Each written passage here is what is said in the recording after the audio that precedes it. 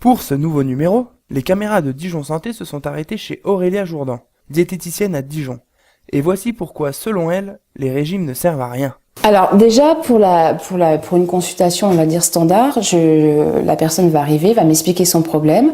Donc moi je ne peux pas travailler si j'ai pas en compte également des facteurs médicaux, c'est-à-dire s'ils ont des traitements particuliers. Après c'est important de connaître le rythme de vie.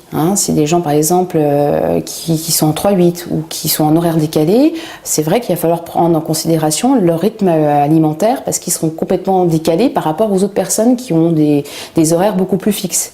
Après on va faire une enquête alimentaire pour savoir qu'est-ce qu'ils mangent, est-ce qu'ils ont 3 repas principaux par jour ou pas, parce que ça c'est important. C'est vrai que plus vous sautez des repas, plus vous risquez de prendre du poids, parce que le corps va se venger, il est en privation, il aime pas. Donc dès que vous faites le moindre petit écart, hop, il va réguler et il va stocker davantage. Donc là, voilà, c'est des enquêtes alimentaires. Et à partir de ça, les diététiciennes, donc, on va réadapter correctement la répartition alimentaire sur les bases de l'équilibre alimentaire et non du régime. Un régime alimentaire restrictif ne sert strictement à rien. Ça sert à rien, à part être frustré, à part culpabiliser si on fait des écarts, c'est-à-dire c'est « oh mon Dieu, j'ai mangé un cran de chocolat, c'est la fin du monde, je vais regrossir ». Non, c'est une question de dire, voilà, il y a un équilibre à mettre en place. Moi, je vous l'indique comment on va le faire, cet équilibre alimentaire, et après, vous le suivez correctement. Même s'il y a des écarts, c'est pas grave, c'est pas la fin du monde. Parce que si on commence à véhiculer des idées à dire non, surtout pas, oh là là, c'est 100 grammes de pain, pas plus par jour. C'est, oh le chocolat, non, jamais, parce qu'autrement vous risquez de prendre du poids. Là, il y a réellement une frustration. Les gens sont vraiment dans la restriction alimentaire et du coup, ça peut en découler des risques de compulsion alimentaire.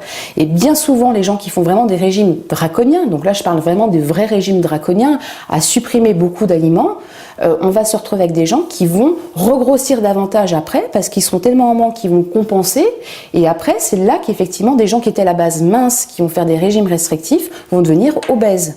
Donc nous on explique que c'est vraiment une question d'équilibre, d'associer, c'est un jeu d'association alimentaire uniquement. De l'activité physique. Voilà ce qu'elle préconise avec un bon équilibre alimentaire.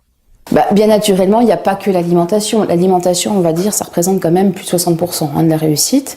En revanche, après, effectivement, il y a de l'activité physique. Alors l'activité physique, on relativise aussi. C'est pas obligé de faire 4 heures ou 6 heures de sport par semaine.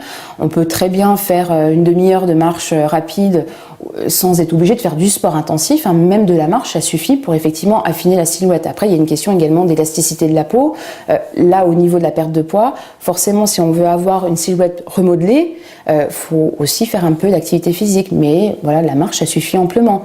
Alors après, on peut faire de la musculation, mais il faut pas oublier que la musculation va développer également la silhouette. Donc au final, les gens ne seront pas forcément satisfaits parce qu'ils auront une masse musculaire beaucoup plus large, on va dire.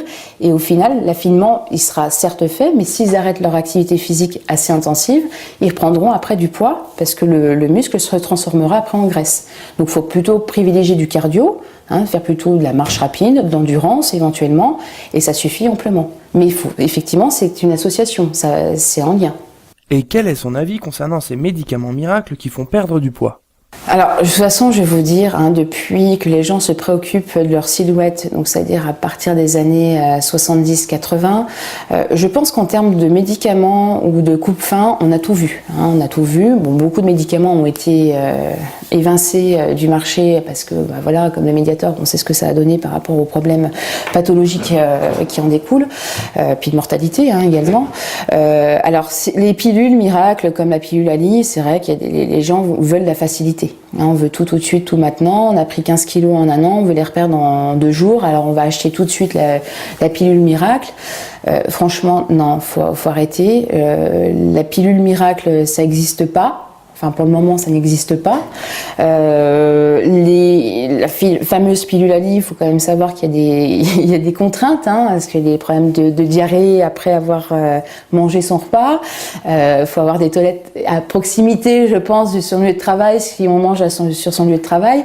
Et puis, très honnêtement, ça va pas plus accélérer la perte de poids qu'autre chose. C'est vraiment à nouveau de réassocier correctement les aliments entre eux.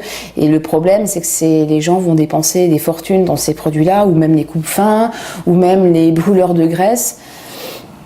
Moi, très honnêtement, je pense qu'il faut arrêter de croire un peu à ces produits miracles et repartir plutôt sur du bon sens, d'avoir un bon raisonnement, de se dire, voilà, c'est ce qu'on ingurgite, c'est ce qu'on mange, où il faut régler le problème. C'est pas prendre des petites pilules miracles qui vont réguler le problème d'obésité. Et on voit très bien que ça marche pas, de toute façon.